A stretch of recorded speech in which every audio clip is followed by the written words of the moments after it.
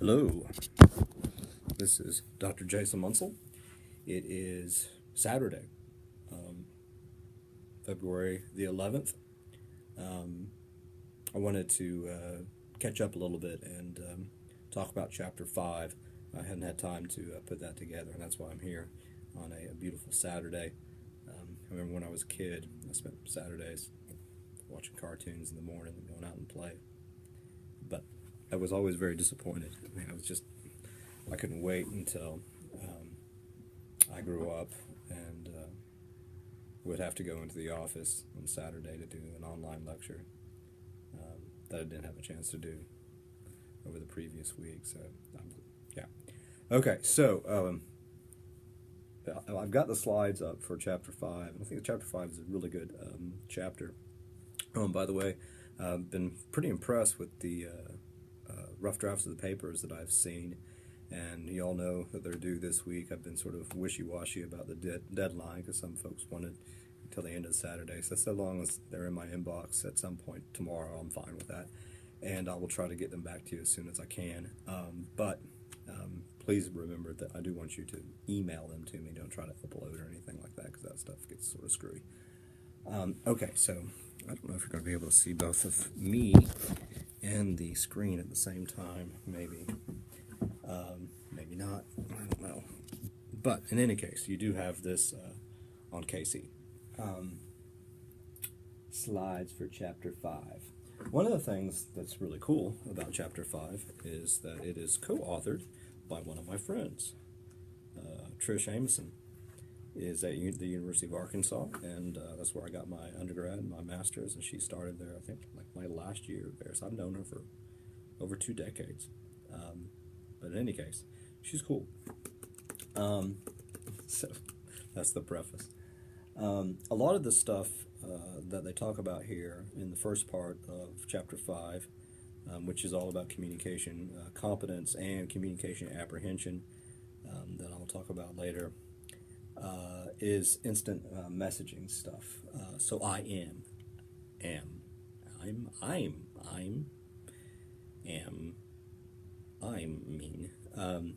So instant messaging is something that they're particularly interested in. It talks about the frequency of folks using various instant messaging devices. Generally, what we're thinking about is just the idea that folks can send messages back and forth, whether it's Twitter or Facebook, the live chats and everything like that. But they seem to be particularly interested in sort of studying that type of stuff. And I don't think they say in here whether it should be synchronous or asynchronous, but it is the most highly selective medium for communicating among teens. I don't care about teens, they're stupid and they stink.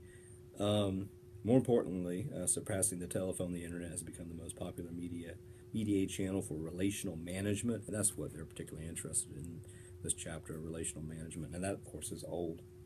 So one of the things that I added to this, because a lot of this setup in this first chapter is just to sort of indicate the pervasiveness of using CMC for relational management, is this new stuff from PIALP, which is what is that called? It's a study, but it's the Pew, basically. Yeah, Pew Internet and American Life Project. And this is the new data that you can click on to the link and go find it, and it will be fun if it works. My computer is very slow. It says it's Saturday. You're not supposed to be working. You're supposed to be, I don't know. Come on. Well, basically, a hell of a lot more folks are using CMC these days than when this study was done, cited almost a decade ago. Okay, so one of the things that's pretty interesting is there's you probably can't see it here, but fact sheet from January 12th. That's my mother's birthday. I sent her flowers today for Valentine's Day. I'm so nice because it's easy to order stuff online. CMC. evolution of technology, the percent of U.S. adults who, and so 88% they say use the internet.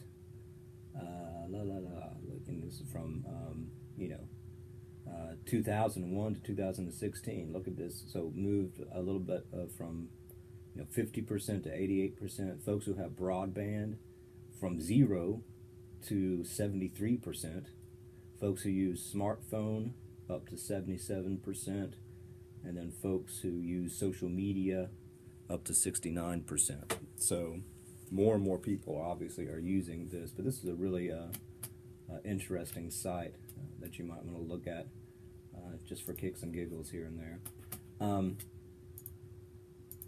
And one thing that they don't talk about, though, is even as CMC obviously is very, very pervasive, we still have the digital divide. We can't assume that everybody has access to everything, and I'm hoping that through work with the government and various other entities, we'll be able to get broadband throughout the land. This broadband was made for you and me. And then, of course, internationally, there's a lot of folks who don't have access to all this stuff. So even though it's pervasive, we cannot assume, obviously, that everybody has this stuff. We always should be critical of that. And then, basically, they just offer a justification for what they're trying to do in this particular chapter, their focus. And I really like the focus and what they're doing here, because this has been my big sort of point or argument throughout the class, and will continue to be so, that we're interested in the blurring of face-to-face and CMC, how they interact with one another, et cetera, et cetera. So they say here, I think the stuff on the bottom of page 79 is muy, muy importante. Relatively little research, they say, examines the impact of CMC on relationships formed and primarily grounded in face-to-face interaction. This is significant because many people communicate face-to-face prior to interacting online. Early models used to explain relationship development online often assume visual anonymity exists between users and that little to no information exchanged through other mediums. So they're interested in doing that type of work, looking at the interaction between face-to-face and CMC instead of just looking at one or the other. So, some key ideas before we get on with the different sections of this particular chapter. And you probably know a lot of this stuff already.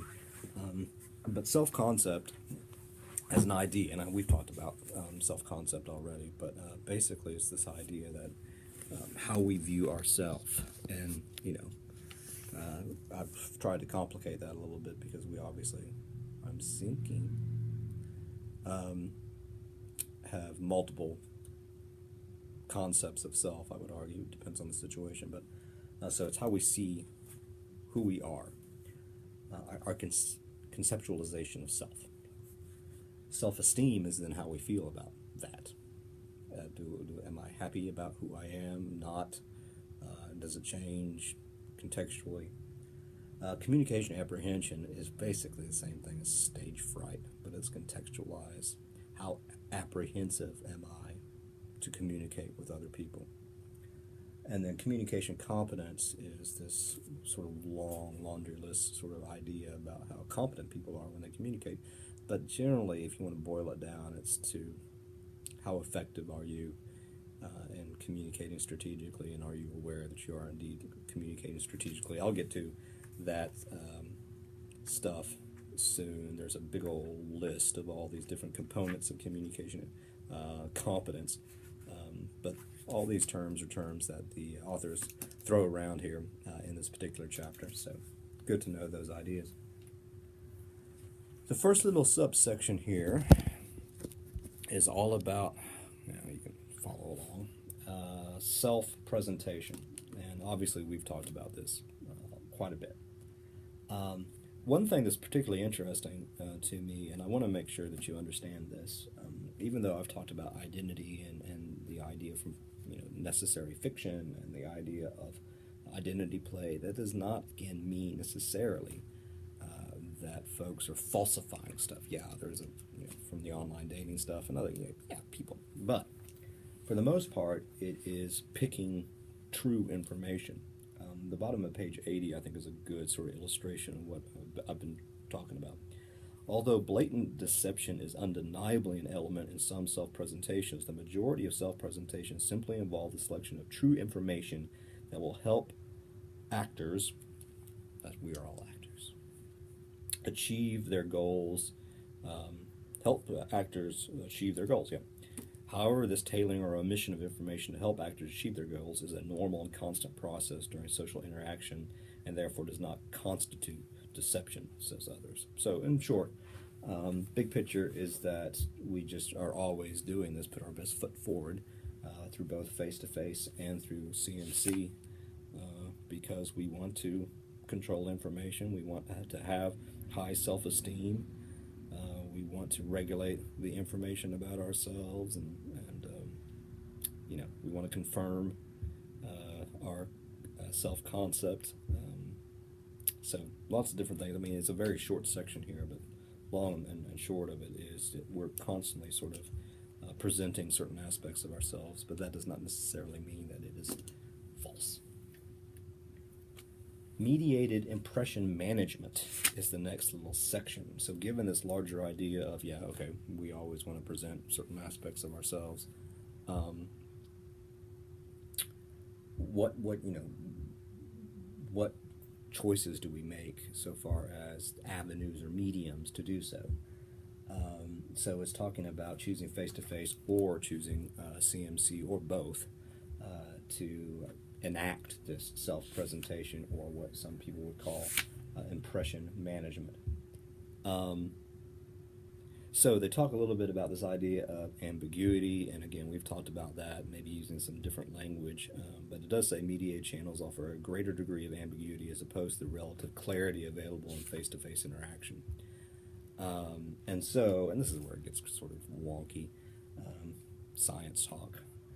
It does say that it talks about negative versus positive valenced, which valenced basically means do you have a positive or negative impression of some sort of thing, whatever that thing is, a positive feeling, or is it worth something that's positive or negative? Does it have negative or positive worth? That's basically what it means. So because, we have ambiguity in CMC. We're disembodied. We can be potentially anonymous depending on the situation, but okay, so this is what they found. Mediated channels offer a greater degree of ambiguity, blah, blah, blah, of course. Sullivan found that when the situation was negatively valenced, more people preferred mediated channels than when the situation was positively valenced. So if something was negatively, a negative situation, whatever, people chose CMC. Not so much face-to-face. For example, a person might choose a channel such as email or a letter to obscure unattractive or embarrassing aspects of information they are attempting to convey. On the contrary, people might prefer face-to-face interaction when revealing positive information because they are present to accept positive feedback and other rewards. So, you might, it's easier to say something to somebody face-to-face is positive. Hey, you really did a good job at that thing. And then email them, you suck. It's stupid. It's harder to do face-to-face. But, and this whole little model is a little bit old, but old Sullivan, who I think he has a Irish pub, just the idea that this impression management model, basically trying to explain how people choose between mediated channels and face-to-face channels. And the underlying premise behind this model is that the channel selectors' goals for interaction are to minimize costs and maximize relational rewards and benefits. Yeah, okay. In general, this is at the bottom here of page 81, I think this is the most important aspect of this little section. Information that threatens the preferred self-presentation of channel selectors or that of their patterns is downplayed, while information that supports preferred self-presentation will be emphasized. Information that threatens the preferred self-presentation of channel selectors or that of their partners is downplayed. But Sullivan found that people demonstrated the greatest preference, this is the point, for mediated channels when information involved the channel selector's self-presentation and was negatively valenced.